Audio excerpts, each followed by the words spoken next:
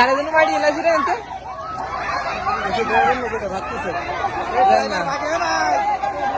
এই গাড়ি ড্রাইভার কো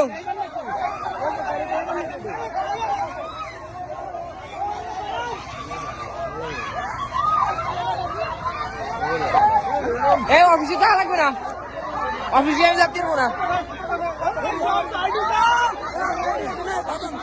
ভাই ভাড়া পয়েন্ট আসে আমাকে উপর তুলে নেবে